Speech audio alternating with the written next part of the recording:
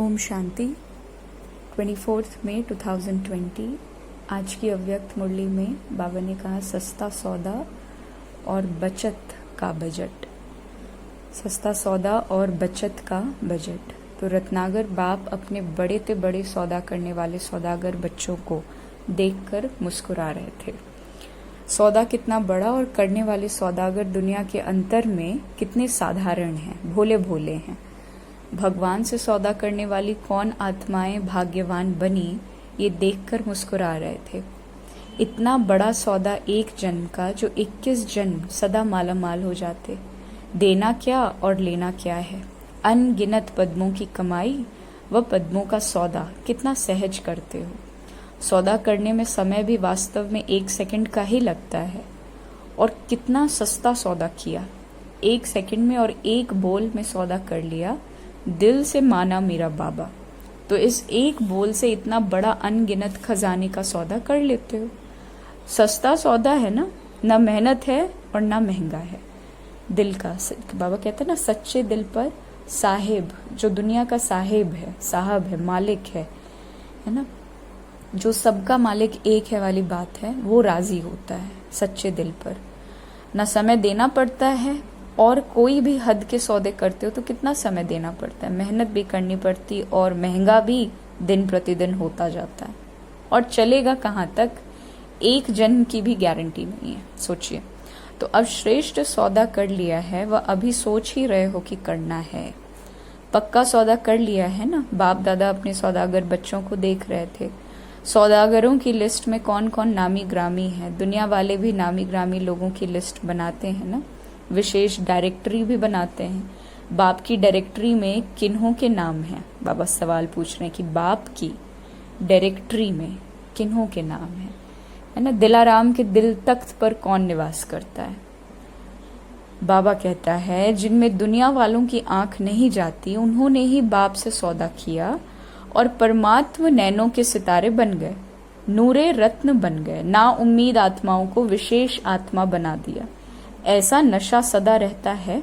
परमात्मा डायरेक्टरी के विशेष वीआईपी हम हैं, इसलिए ही गायन है भोलों का भगवान। है चतुर सुजान, लेकिन पसंद भोले ही आते हैं। दुनिया की बाहर मुखी चतुराई बाप को पसंद नहीं है। उन्हों का कलयुग में राज्य है, जहां अभी अभी लखपति और अभी अभी कखपति हैं, कोई भरोसा नहीं है। लेकिन आप सभी सदा के लिए पद्मा पदम पति बन जाते हो। भय का राज्य नहीं, निर्भय है। आज की दुनिया में धन भी है और साथ में भय भी है। जितना धन उतना भय में ही खाते और भय में ही सोते हैं, कहीं हमारा धन कोई लूट कर ना ले जाए। और बाप बेफिक्र बादशाह बन जाते, और आप बच्चे बाप के बेफिक्र बादशाह बन जाते, निर्भय बन जाते हो। भय का भी भूत कहा जाता है ना, तो आप उस भूत से भी छूट जाते हो। छूट गए हो ना, या कोई भय है। जहां मेरापन होगा वहां भय जरूर होगा। बहुत अच्छी बात। जहां मेरापन होगा वहां भय जरूर होगा। मेरा बाबा सिर्फ एक यही शिव बाबा है जो निर्भय बनाता है। उनके सिवाय कोई भी सोना हिरण भी अगर मेरा है तो भी भय है। तो चेक करो, मेरा मेरा का संस्कार ब्राह्मण जीवन में भी किसी भी सूक्ष्म रूप में रह तो नहीं गया। सिल्वर जुबली, गोल्डन जुबली मना रहे हो ना। चांदी व सोना रियल तभी बनता है जब आग में गलाकर जो कुछ मिक्स होता है उसको समाप्त कर दें। Real silver jubilee, real golden jubilee है ना। तो जुबली मनाने के लिए रियल सिल्वर और रियल गोल्ड बनना ही पड़ेगा। ऐसे नहीं जो सिल्वर जुबली वाले हैं वो सिल्वर ही हैं, ये तो वर्षों के हिसाब से सिल्वर जुबली कहते हैं। लेकिन हो सभी गोल्डन एज के अधिकारी गोल्डन एज वाले। मतलब टाइम कितना भी हो गया है, कोई बहुत पहले आए हों, चाहे कोई बिल्कुल लास्ट सो फास्ट वाली स्टेज में आए हों, लेकिन बाबा कहते हैं अधिकारी गोल्डन एज वाले। तो चेक करो रियल गोल्ड कहाँ तक बने हैं। सौदा तो किया, लेकिन आया और खाया ऐसा तो नहीं। मतलब जितना जमा किया उतना वेस्ट यूज भी कर लिया। इतना जमा किया है जो 21 पीढ़ी सदा संपन्न रहे। आपकी वंशावली भी माला माल रहे। न सिर्फ 21 जन्म लेकिन द्वापर में भी भक्त आत्मा होने के कारण कोई कमी नहीं होगी। इतना धन द्वापर में भी रहता है जो दान पुण्य अच्छी तरह से कर सकते हो। कलयुग के अंत में भी देखो, अंतिम जन्म में भी भिखारी तो नहीं बने हो ना, दाल रोटी खाने वाले तो बने हो ना। काला धन तो नहीं है लेकिन दाल रोटी तो है ना। सोचिए, ब्लैक मनी नहीं है, बाबा कह रहा है, हक से कह रहा है, तुम्हारे पास ब्लैक मनी तो नहीं है ना। इस समय की कमाई व सौदा पूरा ही कल्प भिखारी नहीं बनाएगा। इतना इकट्ठा किया है जो अंतिम जन्म में भी दाल रोटी खाते हो, इतना बचत का हिसाब रखते हो। बजट बनाना आता है, जमा करने में होशियार हो ना, नहीं तो 21 जन क्या करेंगे? कमाई करने वाले बनेंगे या राज्य अधिकारी बनकर राज्य करेंगे? रॉयल फैमिली को कमाने की जरूरत नहीं होती है, प्रजा को कमाना पड़ता है। उसमें भी नंबर है, साहूकार प्रजा और साधारण प्रजा। गरीब तो होता ही नहीं है, लेकिन रॉयल फैमिली पुरुषार्थ की प्रारब्ध राज्य प्राप्त करती है, जन्म जन्म रॉयल फैमिली की अधिकारी बनती है।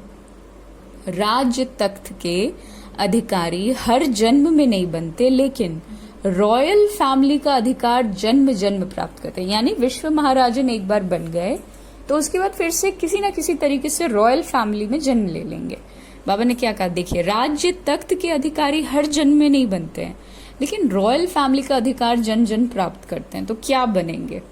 अब बजट बनाओ, बचत की स्कीम बनाओ। आजकल के जमाने में वेस्ट से बेस्ट बनाते हैं, वेस्ट को ही बचाते हैं, है ना, रिसाइकल करते हैं।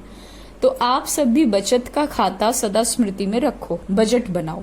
संकल्प शक्ति, वाणी की शक्ति, कर्म की शक्ति, समय की शक्ति कैसे और कहाँ कार्य में लगानी है।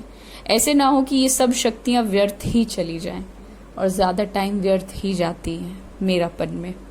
संकल्प भी अगर साधारण है, व्यर्थ हैं, तो व्यर्थ और साधारण दोनों बचत नहीं हुआ, लेकिन गवाना ही हुआ। सारे दिन में अपना चार्ट बनाओ, इन शक्तियों को कार्य में लगाकर कितना बढ़ाया, क्योंकि जितना कार्य में लगाएंगे उतना शक्ति बढ़ेगी। जानते सभी हो कि संकल्प शक्ति है, लेकिन कार्य में लगाने का अभ्यास इसमें नंबरवार है। कोई फिर न तो कार्य में लगाते, न पाप कर्म में गवाते हैं। लेकिन साधारण दिनचर्या में न कमाया और न गवाया, जमा तो नहीं हुआ ना। साधारण सेवा की दिनचर्या व साधारण प्रवृत्ति की दिनचर्या, इसको बजट का खाता जमा होना नहीं कहेंगे। सिर्फ ये नहीं चेक करो कि यथाशक्ति सेवा भी की, पढ़ाई भी की, है ना, यथाशक्ति वाली बात है। बाबा कहते हैं ये मत सोचो कि यथाशक्ति सेवा भी कर दी, किसी तरह यथाशक्ति पढ़ाई भी कर दी, किसको दुख भी नहीं दिया, कोई उल्टा कर्म भी नहीं किया। लेकिन दुख नहीं दिया तो सुख दिया? Question mark. जितनी और जैसी शक्तिशाली सेवा करनी चाहिए थी उतनी की। जैसे बाप दादा सदा डायरेक्शन देते हैं कि मैंपन का, मेरेपन का त्याग ही सच्ची सेवा है। ऐसी सेवा की, उल्टा बोल नहीं बोला, लेकिन ऐसा बोल बोला जो किसी ना उम्मीद को उम्मीदवार बना दिया, हिम्मतहीन को हिम्मतवान बनाया, खुशी के उमंग उत्साह में किसको लाया। ये है जमा करना, बचत करना। ऐसे ही 2 घंटा 4 घंटा बीत गया, ये बचत नहीं हुई। सब शक्तियां बचत कर जमा करो, ऐसा बजट बनाओ। ये साल बजट बनाकर कार्य करो। हर शक्ति को कार्य में कैसे लगावें, ये प्लान बनाओ। ईश्वरीय बजट ऐसा बनाओ जो विश्व की हर आत्मा कुछ ना कुछ प्राप्त करके ही आपके गुणगान करे। सभी को कुछ ना कुछ देना ही है, चाहे मुक्ति दो, चाहे जीवन मुक्ति दो। मनुष्य आत्माएं तो क्या, प्रकृति को भी पावन बनाने की सेवा कर रहे हो। ईश्वरीय बजट अर्थात सर्व आत्माएं प्रकृति सहित सुखी व शांत बन जावे। वो गवर्नमेंट बजट बनाती है, इतना पानी देंगे, इतने मकान देंगे, इतनी बिजली देंगे। और आप क्या बजट बनाते हो? सभी को अनेक जन्मों तक मुक्ति और जीवन मुक्ति देवें। भिखारीपन से, दुख अशांति से मुक्त करें। आधा कल्प तो आराम से रहेंगे ना, उन्हों की आश तो पूर्ण हो ही जाएगी ना। वो लोग तो मुक्ति ही चाहते हैं, जानते नहीं है लेकिन मांगते तो हैं। तो स्वयं के प्रति और विश्व के प्रति ईश्वरीय बजट बनाओ। समझा क्या करना है? सिल्वर और गोल्डन जुबली दोनों इसी वर्ष में कर रहे हो ना, तो ये महत्व का वर्ष हुआ।